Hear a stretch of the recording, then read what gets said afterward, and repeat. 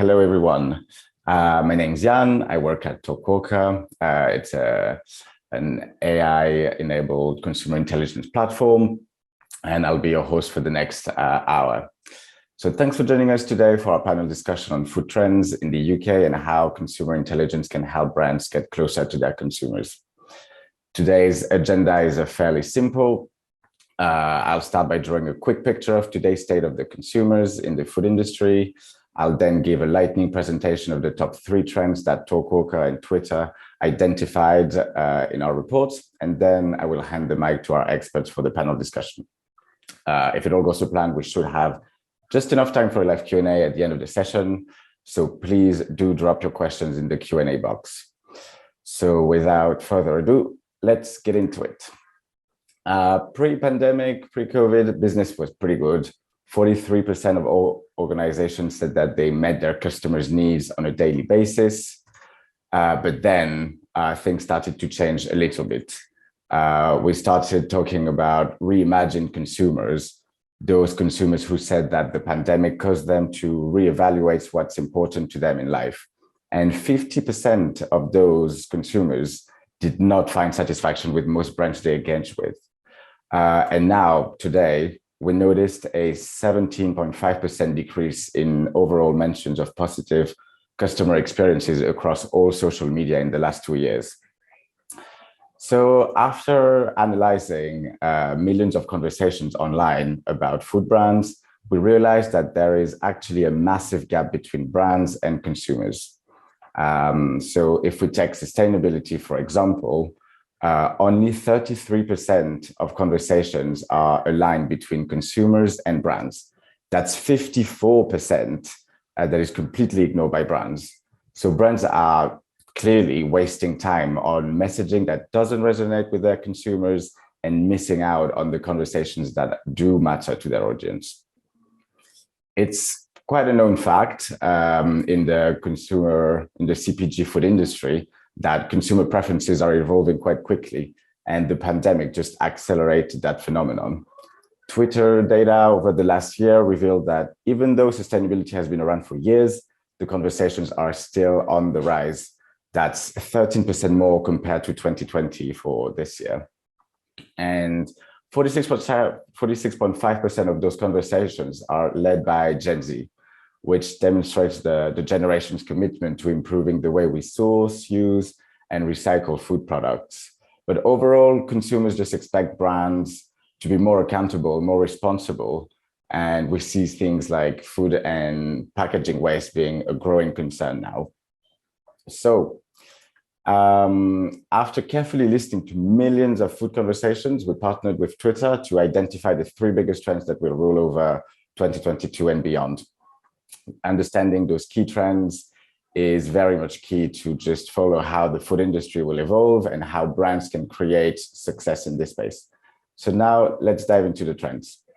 The very first thing that stood out was a clear interest in healthier eating habits. With all the gyms and most shops closed during lockdowns, consumers had much more time on their hands. So things like sports gear, yoga mats, and keto diets were all trending throughout the pandemic. And like we recorded on Twitter, a 17% jump in conversations around those healthy eating habits in 2021 versus 2020, as people shared their journeys and asked for tips and recommendations on social media. So this was a great opportunity for one brand in particular. Let's look at Huel.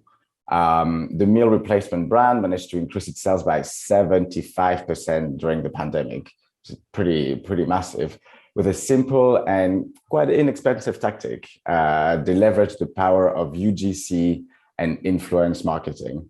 Basically, what they did is they strengthened their existing relationship with micro-influencers in various fields like fitness and veganism to boost word of mouth, but they also developed new partnerships with bigger influencers like the tech guru Stephen Bartlett to reach new audiences. But most of all, they did a very, very much fantastic job at sharing user-generated content on their own channels. And by sharing customer stories, recipes, and tips on how to best consume their products, Huel was able to promote a lifestyle, garner a sense of community, and convince skeptical consumers to adopt their healthy and nutritional products. But now let's move on to our second trend, home deliveries. Here again, the pandemic played a big part in shaping consumer behaviors. All restaurants were closed for months, and that meant more time at home for consumers, many of whom developed an even more acute interest in food. For some, it meant getting a subscription with Just Eat. For others, it meant preparing homemade meals in the kitchen. But in both cases, it was all about delivery. Conversations around these two trends increased by 27% between 2019 and 2021. The flourishing market actually boomed even more, and food delivery services had to make adjustments to reply to the growing consumer needs. A good example for this one would be Deliveroo. The organization actually made online grocery shopping available on its platform by partnering with major retailers like Waitrose, Co-op, and Sainsbury's. But they also catered to the eco-friendly consumers. They put more vegan offers on the map. They encouraged their clients to opt out of single-use plastic cutlery and invested in biodegradable packaging. And whether it was delivering fresh groceries or ready-to-eat meals, basically they had it all covered. And the strategy paid off for them because we saw a double, like their orders doubled in 2021 compared to the previous year. And even when restaurants reopened in October of last year, the sales soared by another 59%, which is really impressive, really. And now, lastly, our third trend, foods of the future. So consumers actually really care now about eco-friendly. It's quite clear, eco-friendly brands. 35% of those consumers actually make base their choice on sustainability credentials of brands. It's more now than it was ever before the pandemic. And we also found some growing sub-trends within the wider sustainability conversation. Reducing plastic is a big topic, but also finding more carbon-friendly alternatives. So yeah, consumers are really interested in ecological footprints of brands, and they expect them to take immediate action to reduce their carbon emissions and offer more sustainable products. And last example is Sainsbury's. It's a good example of early trend adoption. They were the first UK retailer to announce a 50% reduction of plastic in its packaging by 2025. They're massively investing in protein alternatives and biofortified foods like insect-based products or banana blossom. They also have genetically enhanced mushrooms that are a bestseller over the entire country. And they enjoy a very impressive 90% positive brand sentiment amongst consumers for those products. So now it's one thing to identify a consumer trend, but the real challenge is how, as a brand, can I truly understand that trend? And is it too early or too late to jump on it? Is it right for me? That's when consumer intelligence comes into play. So that was very quick, but it's time for me to say thank you for listening and hand the mic to our panelists. So Bobby, the floor is all yours. Brilliant. Thank you very much, Jan. So my name is Bobby Taylor. I'm Managing Director for Talkwalker here in the UK. So the first question I'm going to throw out is a little bit more about the context of trends. So social listening has been in the sort of common vernacular for way over a decade now. But what do you see in terms of the evolution of social listening towards social intelligence? And we'll go with Joe first. Great, thank you, Bobby. Hello, everyone. Good morning. Joe Rice, Twitter developer platform. We are the small but perfectly formed team that provides the tweets to the ecosystem of solution providers and our official partners like Talkwalker. So really pleased to be here in support of our partnership. I'm glad we're differentiating between the two terms, social listening and social intelligence. That's because I always say social listening isn't a use case, it's an action. And that helps to answer a variety of business questions that can be posed by people working across many different parts of an organization. Now, historically, that's been people in marketing and comms roles, But there's also important questions to be asked across the business. Things like, what do people think about our customer service delivery? What's being said about our latest product with respect to value for money, usability, et cetera? So the answers to those questions are very important to your product development teams, your care and experience teams, strategy, corp dev. And so I think this idea of moving from social listening to intelligence is about leveraging the qualitative side of social to help answer those questions. So it's not just about the mentions and broad sentiment, but thinking about social and Twitter as a source of primary research and providing kind of a real breadth of consumer opinions on many different topics.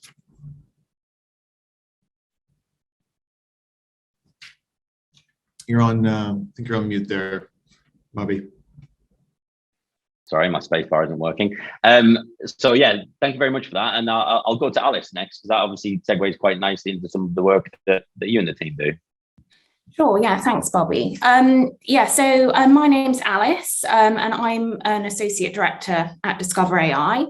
So Discover.ai, we're kind of new to the Talkwalker stable, I guess.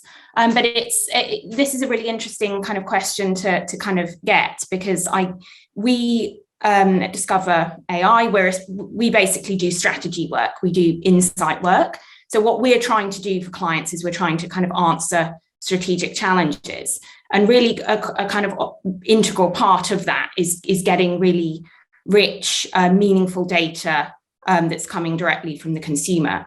I guess what we would say is that we, I guess, constitute maybe the next step along in the process, in the sense that we would work with the social intelligence, that kind of really rich, meaningful data that Talkwalker kind of serves up and delivers to clients. And we would use that as part of our process of kind of making meaning for our clients around specific briefs and challenges that they have. So that kind of, we couldn't do our work without having rich social intelligence data. And very briefly, we would combine that with other online data that constitutes a kind of online world of our consumer. So that's to say the voice of the consumer, but also other influences that they are exposed to online, adjacent categories, and kind of cultural content, in order to kind of really get a sense of, to really get really close to the consumer, to understand the challenge within its context, and to kind of use that to kind of generate kind of really pointed strategic advice for clients with various different challenges. So, yeah, I mean, I think, social listening is a world away from social intelligence. So, it's obviously super important. Thank you. Andy, Oliver, anything to add? Well, not particularly. Sorry, I'm Andy from Yetis. I head up, we're a consumer PR and social agency. We did the launch of Huel, and for my sins, I worked for Unilever before I set up Yetis. I think it's just a really interesting one. As Alice said, the difference between listening and actual intelligence is is huge. And I think from our perspective, it's about trying to make informed decisions, and that's what. That's one of the beauties of the Twitter community. You can quickly spot issues, you can quickly spot opportunities as well, and act on them really quickly. And Oliver, finally, before I jump into some of the trends. No, nothing really to add to that. It was relatively comprehensive, I think. I'd say so. No, that's good. Thank you. Smashing. Okay. Well, look, I'll do them in reverse order. So I'll start with healthy eating habits. One of the things that's clear in what we were seeing is that consumers can be very critical online. So how can social intelligence develop a network of influence online? And I'll go with Andy first. That's right. Yeah, well, obviously Huel's a fantastic example, not least because we did the launch, and it was you could tell from the outset that it had a really passionate follower base, and that was that was partly by design, but partly because the product just worked so well in terms of when we initially launched it was all around busy individuals who maybe didn't have the chance to eat healthily, being able to do so on the move. You know, and it was that kind of intelligence that we were able to tap into very quickly. You know, this is a very good example, and that, you know, they won't mind me talking about. It's a very good example of, you know, we thought the target market would be X, Y, Z, and it turned out a large chunk of them were IT people, which, you know, we never for 1 minute thought, you know, that would be the people that that loved it so much. So again, we quickly learned that through social listening. And I wouldn't say probably social intelligence, because I was involved in it and I'm not that intelligent. So it was more about reacting very quickly to opportunities and amplifying, you know, the micro-influence engagement that we got. So as soon as, you know, we saw someone that wasn't an egg account, but wasn't necessarily up there, you know, sort of 5,000 plus followers, you know, we jumped on that and pushed it. And I think the community loved that a brand, you know, that they perceived to be quite big and quite strong was actually engaging at every level, which is quite unique nowadays. Brilliant. And Joe, is this something you see on the platform regularly? Oops. Yeah, there you go. Yeah. Well, I think that is the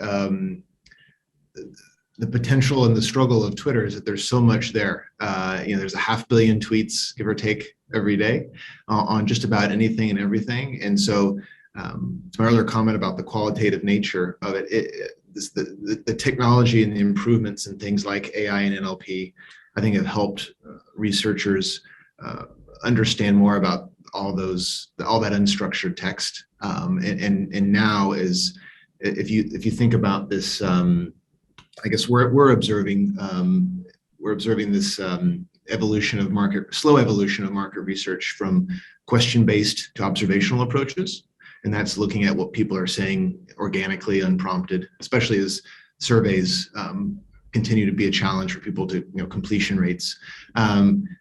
So it's harnessing all that organic, unprompted feedback, and I think the challenge there is just ways to scale across, you know, the millions of tweets, and there's an art and a science to that. Andy will know that, and Alice very, very well. I think. Sorry. So I was just going to say, it's almost like a real-time focus group, isn't it? We work with one of the largest source companies in the world, and you know, I'm hideously old. And previously, when pre-Twitter and pre-internet, when we had to do focus groups, you know, you're kind of looking at around 20k to host that in a hotel, get some muggles in that will give you a free opinion. Whereas now you can just go straight to social media and get a good mix of society, largely lefty, obviously on Twitter, but get a good mix of society and get immediate feedback on new product ideas, or just tap into what information is there to see what what direction product development could go in, and that is the beauty of being a tight northerner. That is the beauty of getting free market research. I think I had a great quote from someone of Discover's founders was, it's sort of moving towards fall without the faff.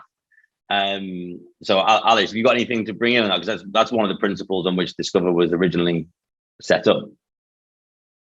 Sorry, I missed that last. What did you say? So we were talking about how you can use social data to essentially get a real-time focus group. Was that the phrase that was used, guys?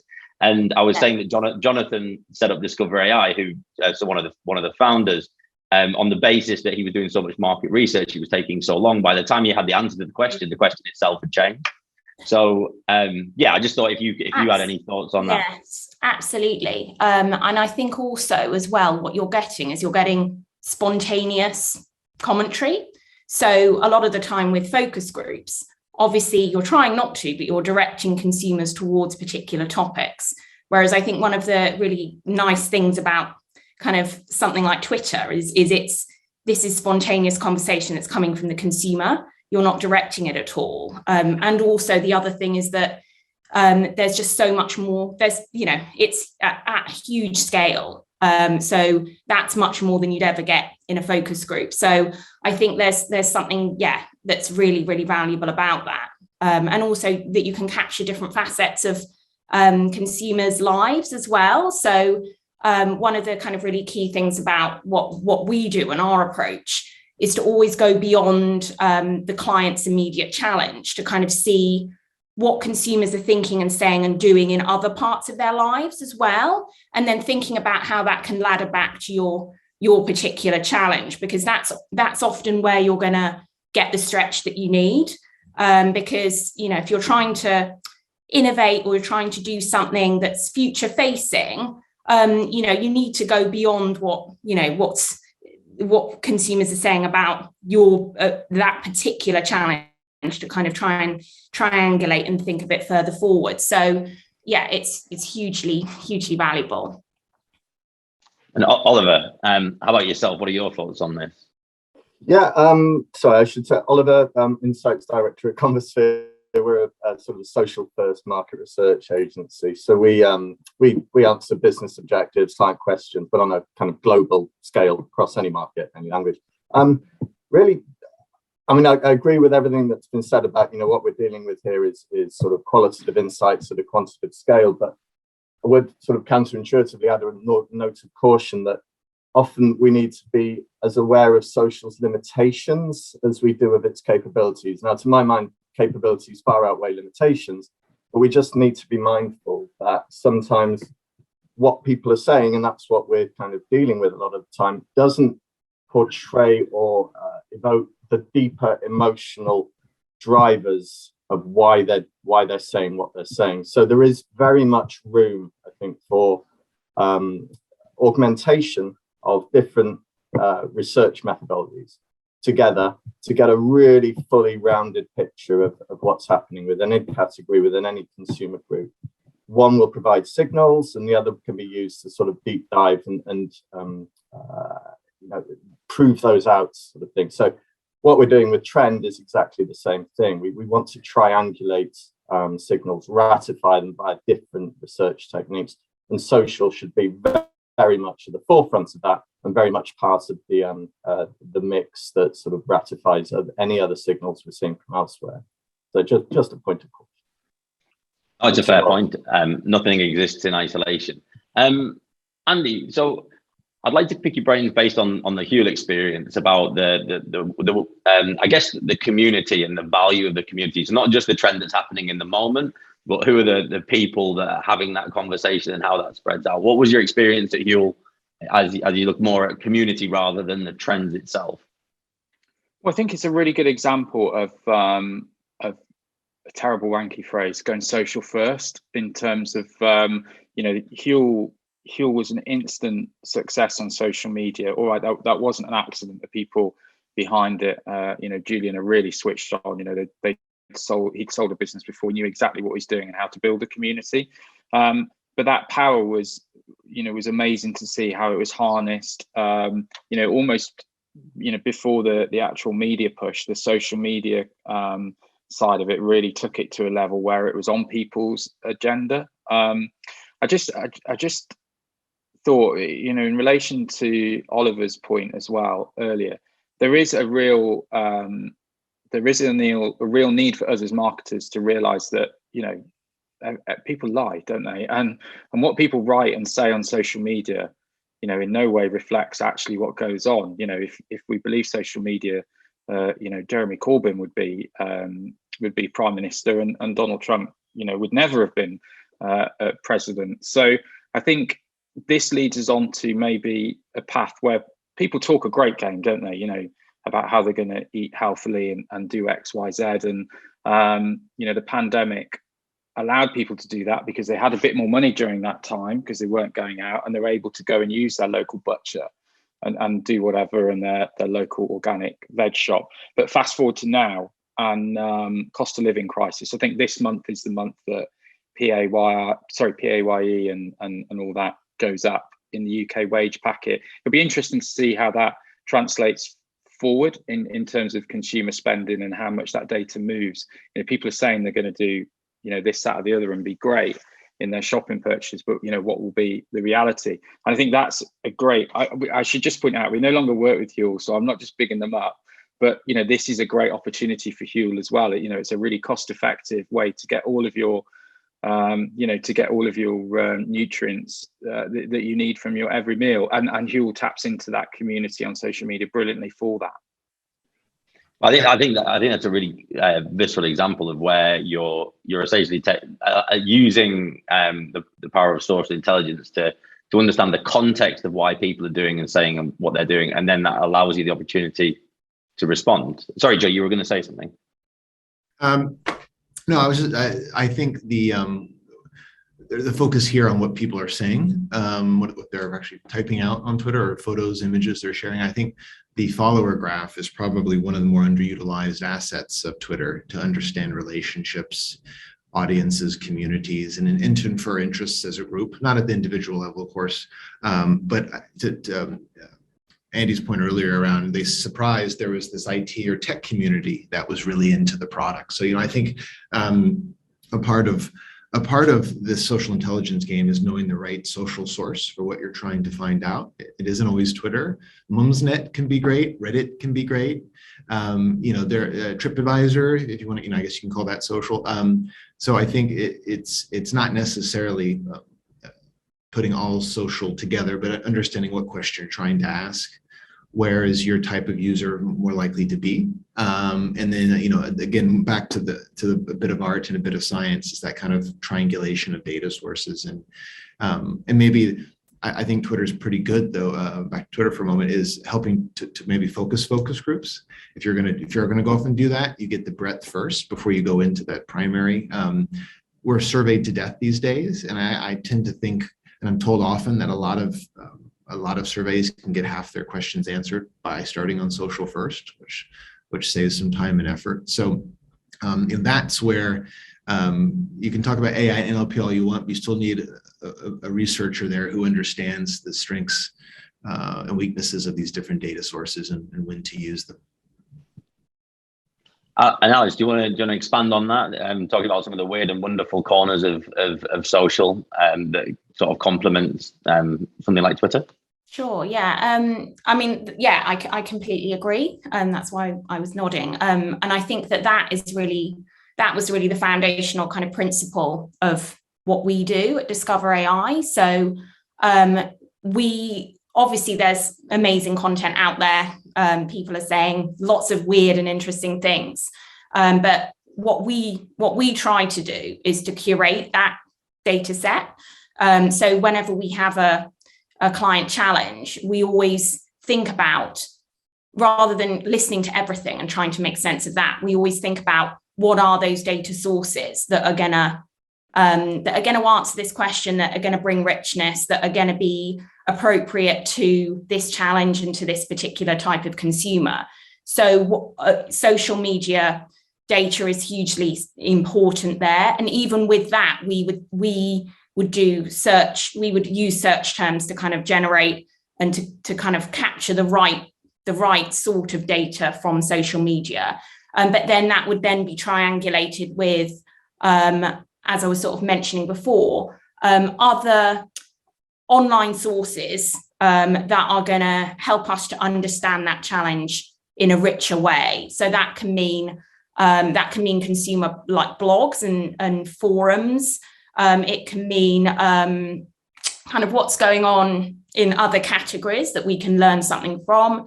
It can mean broader cultural commentary and insight, and just that broader framing of what's happening around the edges. And then what we find is that gives us a really rich basis from which to kind of to kind of build insight and to add meaning to that kind of data. So yeah, I think that was kind of at the heart of the way that we do things. And Oliver, is there any considerations that you would take in terms of where to begin and how to get off the mark quickly when understanding what a community is doing, what the conversation looks like? It really varies from sort of project to project, where you'd sort of start. I mean, we're sort of very keen on this kind of idea of a funnel. So make sure you're capturing all the outline information that may still be relevant to what you're talking about. So to Alice's point, trends, for example, are rarely kind of isolated to one particular category. So we invariably see disruption from different categories, from other sort of socio-demographic trends and signals. So we need to keep an eye on all, or identify at the beginning, all of the different potential sources or potential categories that could be impacting on behavior within a given sort of brand repertoire, and then pull that data in and see what that's telling us, and at the same time focus on the more sort of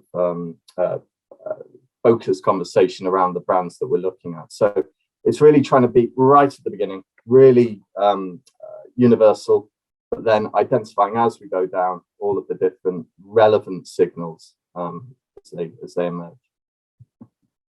Okay, brilliant. I'll move to the second trend, which is talking about takeout. So demand for food and delivery is increasing, as well as consumers' need for more sustainability. What was really interesting about this, what we saw in the report, was that you basically having two competing sort of priorities here. So, and I think what we're seeing more and more is that brands can't really ignore the downside of any approach that they take, as well as the upside. So I think, again, if it's all right, Andy, I'll start with you. Have you seen, what are your thoughts on the way that brands really can't just sit on the fence anymore? No, and I think it's really good timing. We should all thank Burger King, but yesterday their announcement, I think they did it for this webinar, but their announcement that they're going to move to reusable food containers. So you'll take your Burger King box back in and have it refilled, I'm guessing. You know, things like that are tapping into, to what's playing out in social media. It's no it's no coincidence that all the burger places and chicken places launched their vegan range around veganuary. So I think we are seeing big brands take a part of that, and then that filters down. So if a big brand's doing that, then obviously the smaller retailers, the smaller chains, recognize that these big brands are spending billions on market research and hiring people like Oliver and Alice to give that insight and data, and so they the smaller brands copy that as well. So I think that insight is absolutely fantastic, and I think, as I say, brands have to tap into that, because if they want to succeed on social media. Another really good example. So we've got a Taco Bell opening in Gloucestershire, which is frightfully exciting for the farming community, and I tweeted about it yesterday, saying I don't know how a Taco Bell drive-through would work, and the majority of people came back saying it's got the best social media and marketing offering in the fast food marketplace, but their food is by far the worst. And you kind of think that's kind of where we're at now. As long as your social media and your marketing looks good, it doesn't really matter, does it? Well, yeah. Well, I guess it leads into a question of authenticity then. So I'll go with Oliver. If you've got these competing sort of views, whether it's sustainability or having someone jumping on a bike and delivering it to you, how do brands sort of recognize what's going on? And the Burger King example is great, about a timely example. Thank you, Burger King, on something that speaks closely to that. But how do they remain or authentic when they're selling burgers? Burgers has a huge amount, if you follow some of the Netflix documentaries, the impact on the environment. So how do you see brands sort of dealing with that level of authenticity, at the same time capitalizing on trends and cultural movements? It's a minefield to start with. I guess, you start with the listening, and you need to understand the language that consumers are using. Don't try and force your own sort of language and terminology on them. Speak with their lingo, and language doesn't obviously just mean text. It can be emojis. It can be sort of hashtags that people are developing. It could be images they're using that can tell you an awful lot about the context in which that your brand is forming part of their lives. So you get a good understanding of the emotional connection just from that, and the need states and the use cases and context and so on. And the other thing, I guess, is remaining really flexible. and adaptable when you're conducting a campaign. So it's a good example. I'll take you back to the sort of the summer of love when Kate and William got married. We were doing a listening post around that, listening exercise around that. At the same time, we were analysing the campaign for a product that supports hair regrowth, or purportedly supports hair regrowth. And what we found sort of memeing around the wedding, apart from Pippa Middleton and those terrible hats that Andrew's kids were wearing, were comments around William and his sort of patent hair loss, because no one had seen him for a while. And we sort of said, to our other clients at the time, that there is something popping here. There's something that you can potentially join in with and show that adaptation. Now, obviously, that their spend had gone, the media spend had gone, that had all been allocated. So there was no sort of budget left over for them to reallocate or change the messaging in any way.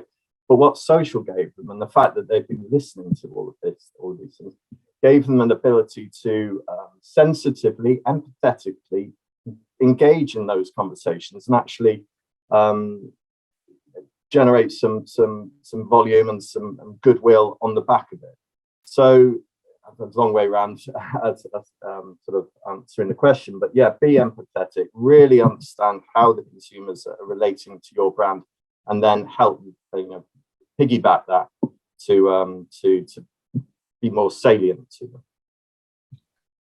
And Alex, so I guess so what I'm hearing there is that you need to understand the context of what's happening, but what about like the human emotional, the drivers behind these trends? So brands obviously need to understand themselves first and foremost, and then if they can understand the human drivers behind a trend, they're in a much better position to be able to make a comment or join in the conversation in a way that doesn't just look self-serving. So what are your thoughts on, what are your thoughts on? Yeah, no, I think it's interesting. And I think, what you said earlier about those two kind of, like, I don't know if you can call sustainability a trend, but the increase in engagement and kind of importance that has for consumers is obviously something that has, risen significantly. And then that kind of counterintuitive sort of trend towards delivery, they don't necessarily sit very well next to each other.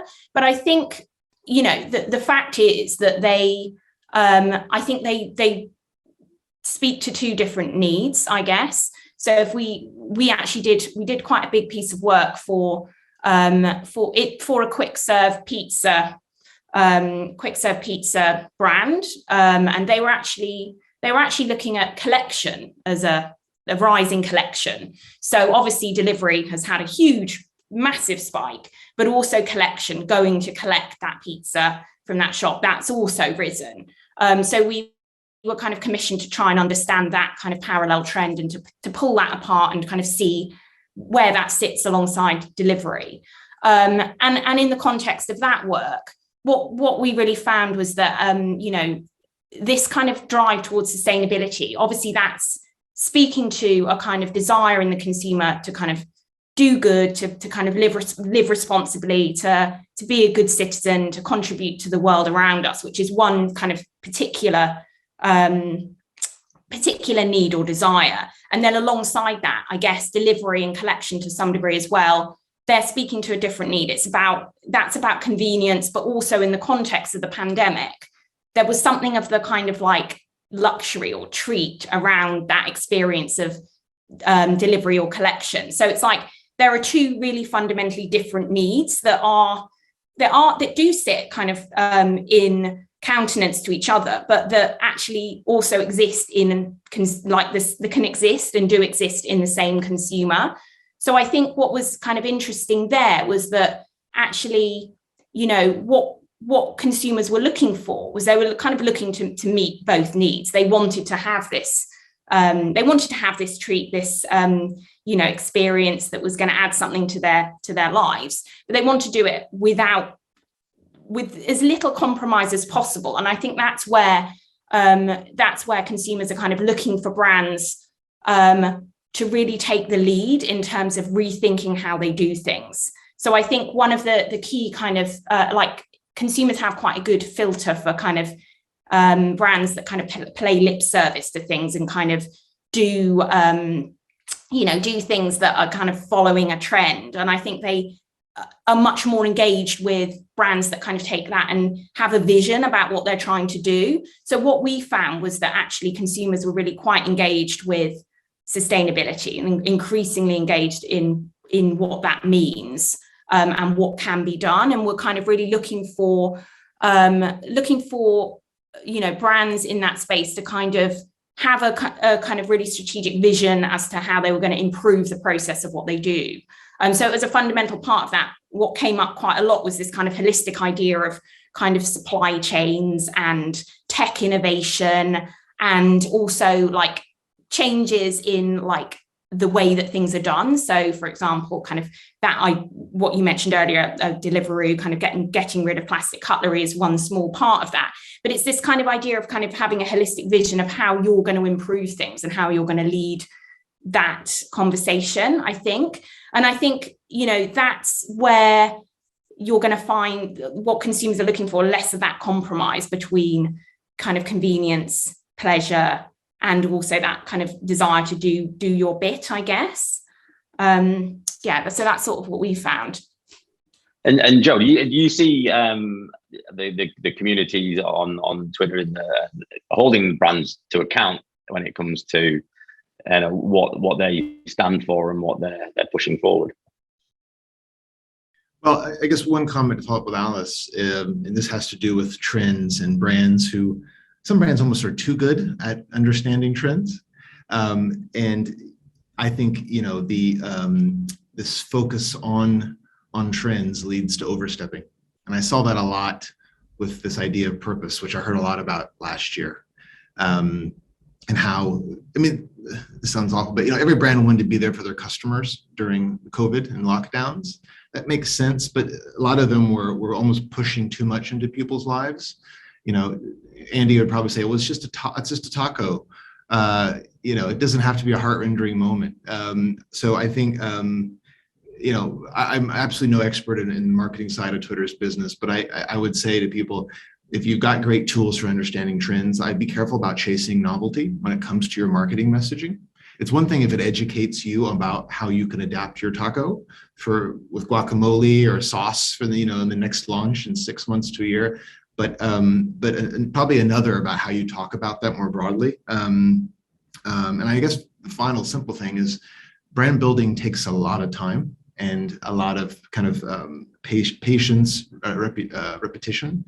And again, I do worry that we're getting too good now at some of the data signals, and everyone remembers the famous Oreo dunk in the dark Super Bowl ad thing, and of course the next Super Bowl, everyone had their war rooms ready to jump on these moments. And I don't know, I haven't seen a study of how successful any of them were at finding that lightning strike. Probably not great, to be honest, but I could be proven wrong there. So yeah, I think what is my summary there? Just be careful about being too clever with trends and how you try to adapt that near instantly to campaigns and things that may not necessarily align to who you are as a brand. Thank you. I mean, the next trend that we were going to talk about was foods of the future, and it actually perfectly aligns into the question I was going to put to the group is, how are you spotting the trends, and how are you figuring out which are the ones that you do need to be part of and which are the ones that you just need to be aware of? So Oliver, would you like to go first on that? Oh geez, I became the guy. Yeah, it's difficult to I guess sort of summarize in one, but when you're looking at the trends, often what comes out of it is consumer groups. So I mean, I'll go back to the idea about the insects, and it's something that we actually investigated a couple of years ago to see if this had sort of legs. Apologies. But I think at the time it was yes, there were great sort of there's a great proposition there. It's built on sort of, it's much more sustainable. There were great environmental considerations about adopting insects, but chances are we're not ready as a mass consumer group. But there will be consumers, and this is where that kind of understanding your target market and where you want to be comes in. There will be consumers to whom it is very relevant and very attractive. So these could be people who rely on protein, for example. It could be bodybuilders, it could be your endurance athlete groups, people who won't necessarily bubble up at the top of any sort of listening exercise. But when you dig a little bit deeper into the metadata, into the follower graph data, like Joe was saying, you can find these individual audiences and these kind of unexpected audiences to whom a piece of product innovation could be very, very relevant. And added to that, there is the case of sort of pivoting social listening almost on its head, identifying this concept of lead users. So people who are innovating themselves, people at the forefront of this kind of innovation in any given category, who adopt and develop, and then later on the sort of the mainstream may take over, or pockets of mainstream may take over and start adopting these new developments. So listening to signals from these different consumer groups can really help you as a brand understand where the real opportunities are, because you can't try and stretch your brand to be everything to everyone. So I think, in summary, listening to the consumer side as well, and the individual groups is very important components of the broader social listening. Or social Andy, intelligence. Thank you. And Andy, so what are your thoughts on bringing this type of analysis into the sort of product innovation cycle? Well, I think it's essential. I think the analysis side of it is vital for the future. I just think at the minute, I think if you split it into short term, medium, and long term in terms of future trends, short term, I think it's hard, if not impossible, to think short term. How could you wrap product development around it because of the cost of living increase in the UK? And people probably talking up a bit more than the actual reality of their purchasing at the minute. Medium term, I think it is really interesting, and we look at people like Amazon who've got these, they've got these indoor vegetable growing warehouses in America, and I think we're going to see a slow and steady barrage of media and comms around making this acceptable. About growing meat or however we call it now in laboratories. I think that's in the medium to long term. I'm just going to apologize about my cat. He's being an absolute idiot. He knows when I'm doing stuff like this. So yeah, medium term, I think that's where we're going to see the comms increase around brands trying to normalize that. And then longer term, who knows? Let's hope it's Huel. As I say, we don't work with them anymore. Let's hope it's Huel, and we're all we're all eating powdered meals, but that's the dream, obviously. Brilliant, thank you very much. I'm just looking at the time. We're coming towards the end now, so I just wanted any final thoughts, or if anyone, any of the participants have any questions. We've got a couple of minutes left. I'll wait to see if anything comes through, but otherwise, on behalf of Talkwalker, I'd just like to thank the panelists for taking the time today to sort of take a look at, answering the questions around what is social intelligence, what is social listening, how it becomes intelligence, how that drives insight, and ultimately, what are the actions that you should or indeed should not take. So, Jan, I'll hand back to you. Thank you again, everyone. And if there are any questions, we'll go for that. Otherwise, I'll let you wrap up. Thank you, Bobby, and thank you, everyone. It was great to hear you talk all. We have a couple of questions actually from the audience. Joe would like to know, so you guys have used social intelligence and consumer intelligence several times throughout the debate. He's asking, are they interchangeable? What's the difference if there's one? So I could give, to be honest, I could give the Talkwalker. We have this question a lot, and I think where we're referring to consumers, we're talking about stakeholders in general, and that can be absolutely anything. It could be someone on Twitter, or it could be a supplier, because it's all about using who's consuming or engaging with that particular brand, and then it's using the data to then become information to intelligence to insight. So that's how we would interpret that as Talkwalker. Thank you. Another question to Oliver. Oliver, you mentioned limitations of social media and how it's hard to identify the real key drivers and sentiment behind what people say. How do you overcome that? Like, what is best practice for this sort of a situation? I think it's a case, as I mentioned, I think of using other sources where you have access to them to ratify what you're seeing and prove out what you're seeing. But being mindful that these kind of biases exist in other forms of research as well. I mean, years ago, I did a big study on sustainability and attitudes to the environment via a survey, and we didn't find a single group who we know exists, or knew existed at the time, who claimed that, who were basically, deniers. So people try to project, even in on a survey, as sort of a best case of themselves. So just being conscious of this, and I said, trying to bring in other forms of data, other forms of research that can ratify what you're saying and what you're finding on social. When it comes to consumer feedback on brands and products, on reviews, for example, that there's no reason why that information shouldn't be taken as read. That this is people who are being helpful to others, giving their opinion, often very nice structured opinion about stuff. So that is absolutely fine to use and show, but just be conscious of posturing and people trying to present the best forms of themselves. I'm sure we've all done it some way. So yeah, that would be my answer. Thanks, Oliver. Alice, would you like to add anything to that? Yeah, I mean, I think I would say that in the work that we do, we use entirely online content, of which social media is one facet.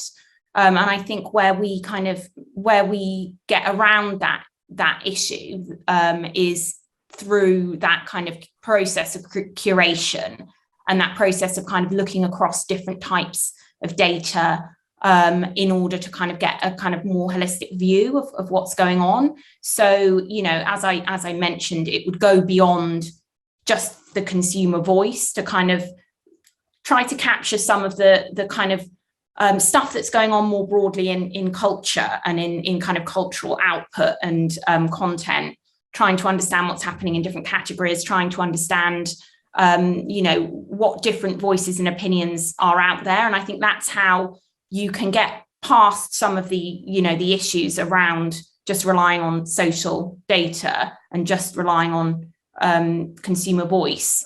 But you can still do that just with kind of online content, but it's a process of kind of making sure that you're listening to the right stuff, if you like.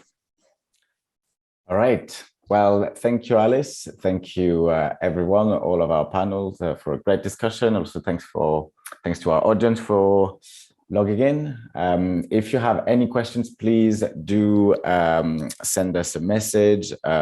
We will be sending the recording of this webinar via email in a couple of days. So yeah, get in touch, and thank you, everyone. Cheers. Have a good day. Thank you.